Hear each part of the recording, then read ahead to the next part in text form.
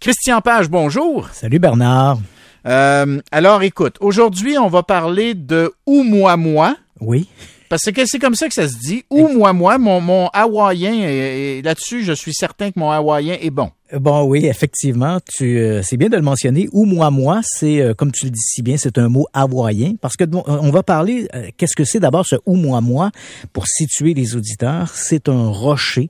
On ne sait plus trop si c'est un rocher, un astéroïde, c'est une comète ou si c'est un vaisseau spatial. Oui. Donc, et j'en arrive à cette discussion-là parce que, bon, Oumuamua, d'abord, c'est un corps étranger, un gros rocher qui ressemble un peu, imagine-toi, là, une espèce de croquette de poulet ou c'était mieux une crotte au fromage, là, tu vois, donc, qui est très long. Il fait à peu près 400 mètres de long, 40 mètres de large et il tournoie sur lui-même sur une période d'à peu près 7 heures et demie et il change énormément de luminosité, ce qui semble dire qu'il est peut-être composé de différents matériaux rocheux et probablement très qui contiennent beaucoup de métal ou d'éléments ferreux. Donc, ce Oumuamua, il est entré dans notre système solaire à l'automne dernier, à l'automne 2017. Et il faut savoir, pour te situer un peu, que petit cours d'astronomie ici, là, on a le Soleil et les planètes qui tournent autour, 8 planètes plus Pluton, là, peu importe le statut qu'on lui donne. Les planètes tournent autour du Soleil un peu comme s'ils étaient sur un disque. Hein? Elles sont tous enlignées à peu près, formant une espèce de disque. Et pour les auditeurs, peut-être essayer d'imaginer un peu la planète Saturne, par exemple. Le Soleil au centre et si des anneaux étaient remplacés par les planètes. Donc, on est comme sur un disque. Oumuamua, ce gros rocher, est arrivé par le dessus, donc par en haut.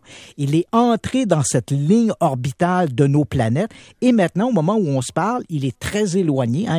Il se déplace à une vitesse moyenne de 100 000 km à l'heure. Il a accéléré, bien sûr, lorsqu'il est passé près du Soleil. Et donc, j'aime bien l'image que tu viens de donner en passant. Oui. Qui arrive par en haut. Donc, il a traversé, il a passé au travers des anneaux là, que tu décrivais. Voilà. Et là, il s'éloigne de nous, là, par en bas, j'imagine. Par en bas, exactement. Ça? Donc, il s'éloigne vers le fin fond sidéral, vers d'autres horizons. Donc, Oumuamua, pourquoi ce nom? Ben, les premiers astronomes à l'avoir observé, c'était des astronomes qui étaient cantonnés dans le télescope d'Hawaï. Et donc, lorsqu'ils l'ont observé, ils l'ont baptisé Oumuamua, qui veut dire le visiteur venu de très loin. Et en fait, il est venu de très, très, très loin. C'est la première fois que l'on observait un corps étranger qui venait d'ailleurs que de notre propre système solaire, donc de notre galaxie. Donc, on ne sait pas trop d'où il vient, mais on suppose qu'il gravite dans l'espace depuis des millions, sinon des milliards d'années. Et là où c'est intriguant, bon, d'abord, on avait constaté que c'était la première fois qu'on l'a observé, on a dit il doit s'agir d'une comète. Et ensuite, les astrophysiciens, les astronomes se sont ravisés, ils ont dit non, c'est probablement un astéroïde. Et là, on regarde ses comportements, il y a quelque chose de très particulier avec ce Oumuamua. Alors qu'il s'éloigne du Soleil, il devrait ralentir, mais c'est pas ça qu'il fait. Il accélère. En fait, ses comportements sont si inhabituels, il ne semble pas répondre à aucune règle, disons, gravitationnelle, que finalement on se pose la question, quelle est la nature réelle de ce gros rocher? Et là, ça paraît, et je sais qu'on pourrait croire qu'il s'agit d'une espèce de fantaisie sortie de l'imagination de quelques amateurs de soucoupes volantes et de petits bonhommes verts, mais c'est pas du tout le cas. La semaine prochaine va être publié un article dans le Astronomical Journal Letter, donc qui est très réputé, un périodique scientifique très sérieux. Il s'agit d'une étude et j'ai l'article entre les mains qui sera publié la semaine prochaine. Écoute, avec un titre très sexy de Could Solar Radiation Pressure Explain Oumuamua Peculiar Acceleration. Donc, inutile de dire que c'est un article scientifique, très étoffé, avec beaucoup de calculs et d'équations mathématiques. Et cela nous vient de 2 chercheurs associés au Harvard-Smithsonian Center of Astrophysics.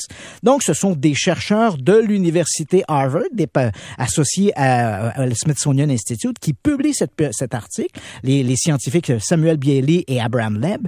Et les 2 chercheurs arrivent à en fait, c'est une hypothèse plutôt audacieuse, avouons-le, et je comprends qu'elle a fait couler beaucoup d'encre.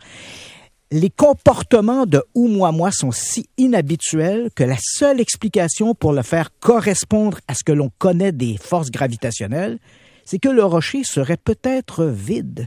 En fait, une grande coquille vide, une espèce de voile spatiale qui capterait l'énergie des étoiles ou l'énergie radiante dans le cosmos pour pouvoir se propulser. Mais si c'est le cas, tu comprendras qu'il doit obligatoirement s'agir d'un objet artificiel.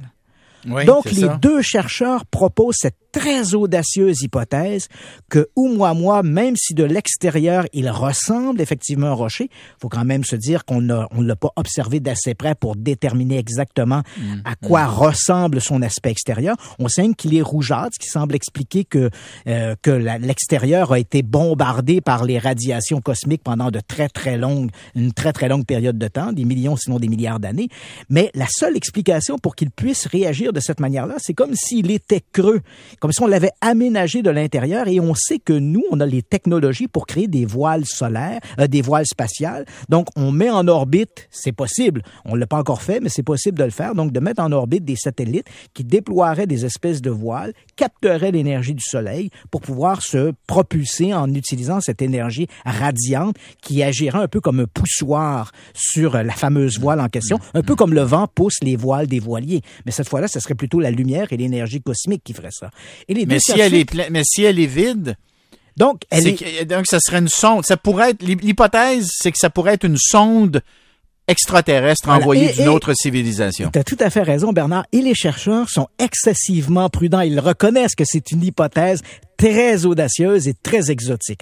La première démarche, c'est de dire, est-ce que Oumuamua serait une structure, une simple roche, mais dont les composantes seraient inconnues sur Terre, ce qui laisserait, donc, qui ferait que le rocher serait plus léger, mais ce serait un objet tout à fait naturel, ou est-ce qu'il a été aménagé à l'intérieur, donc qui serait vide, et s'il est vide, alors là, on imagine, est-ce qu'il s'agit du débris d'une machine spatiale plus grosse, d'un vaisseau plus gros, dont on serait en présence ici d'un débris, ou est-ce que c'est une sonde qui aurait été lancée par des intelligences extraterrestres pour se promener à travers le cosmos et emmagasiner de l'information et la retransmettre. Il faut quand même savoir qu'au moment où Oumuamua est passé à travers notre anneau de planète, si je puis dire, on a tourné quand même les radiotélescopes du projet SETI. Je te rappelle que le SETI, c'est le Search Extraterrestrial Intelligence, donc un programme d'écoute spatiale dans l'espoir de capter des signaux radio d'origine extraterrestre. On les a tournés vers Oumuamua et on n'a pas enregistré la moindre variation électromagnétique. Donc,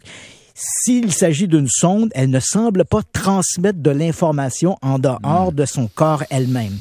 Mais, encore une fois, ça fait fantasmer, mais cette fois, c'est sur la planche à dessin, si je peux dire, de scientifiques excessivement sérieux qui avancent cette hypothèse. Et bien sûr, il s'agit d'un papier scientifique et ça va suivre les règles de la science, c'est-à-dire qu'en soumettant le papier au pairs, bien évidemment, il y aura des critiques, on verra ce que les autres astrophysiciens en pensent, mais il faut quand même le savoir, c'est un article qui sera publié à partir de la semaine prochaine dans un périodique scientifique particulièrement réputé et reconnu par le milieu académique.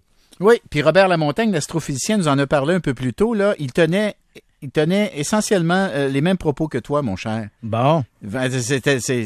Alors moi, je trouve ça intéressant, je trouve ça fascinant. Puis Lamontagne, c'est un astrophysicien. Oui. Et puis il reconnaissait avec moi que dans la grande communauté scientifique maintenant, le consensus, c'est qu'il y a d'autres vies ailleurs. La question est de savoir, est-ce qu'un jour on entrera en contact avec elles ou est-ce qu'elles entreront en contact avec nous?